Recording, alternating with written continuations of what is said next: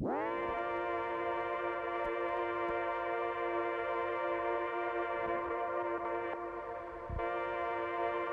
name is Jean-Julien and I'm a French artist living and working in Paris.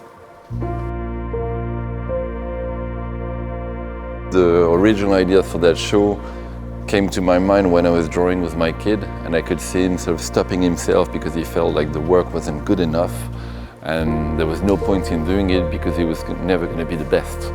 And I was like, it doesn't matter, just enjoy doing it and know that if you think it's not good enough, do you think that because you think it's not good enough or because it doesn't compare well to standards, social standards that you think is right or wrong, that people tell you is right or wrong? And the more I praise him and encourage him to, tell him this is great and this is not failed at all. And he said, but look at your drawing. I was like, yeah, but my drawing is my drawing, yours is yours, and mine is not right in comparison to somebody else, is just mine. And then in accepting the individuality of each person and not being so hard on yourself, I'm hoping that the young visitors, and not just the young, but everybody will try to see things in a less absolute way and accept that it's not about winning or failing, it's just about doing, moving, producing, and accepting the little irregularities of life as happy accidents. I think it's also a very good notion. You often hear that nothing is ever failed when you want words of encouragement, and I strongly believe in that, because by doing so you disregard completely the notion that there is right and wrong, and you find peaceful creativity in that gray area where everything can be a treasure. I think it's more about, it sort of echoes the idea of Raté, the title of the show, being a negative thing in everybody's mind, but me seeing it as a positive and light-hearted way. So all of these drawings pick from situations in the everyday life that could be seen as difficult, problematic, and try to find a positive spin and humor in it.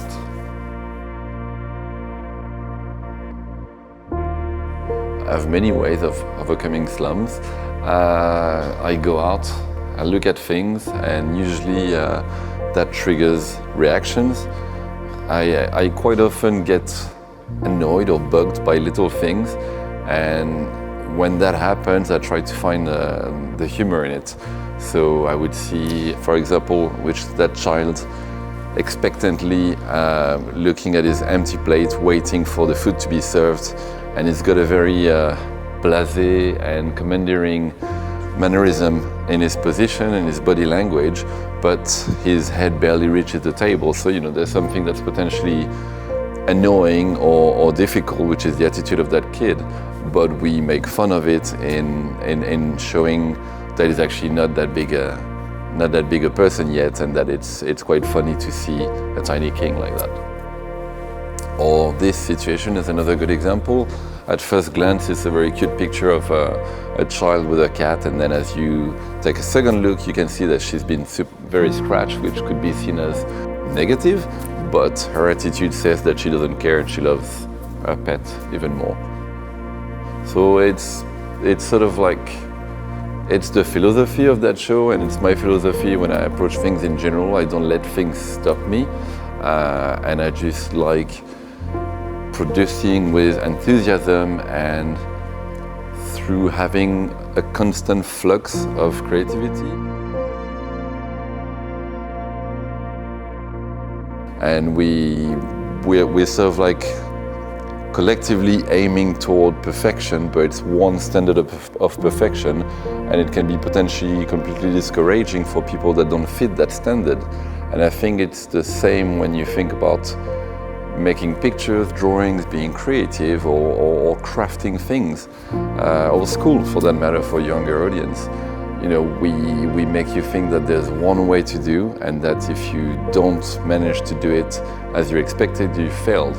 I've never lived my life like that. I don't believe in mass obligation and collective goals. I like the side quests, the little things that make life exciting, is the little differences. And I think that if everybody was trying to go in its own way, would make the world much more exciting and would have more diversity and more surprises.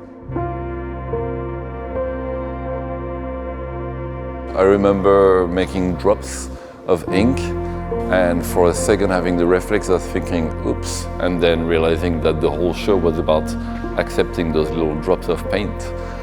Those crumbles in the paper, in my opinion, make the work more beautiful because it gives it character and unicity.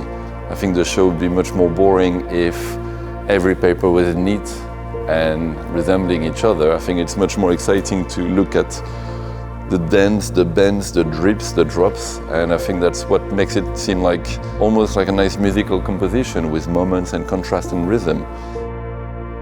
Thank you for visiting. Hope you enjoyed the work, and hope it'll encourage you to pick up a piece of paper, a pen, and to have fun without worrying too much about whether you're gonna fail or achieve.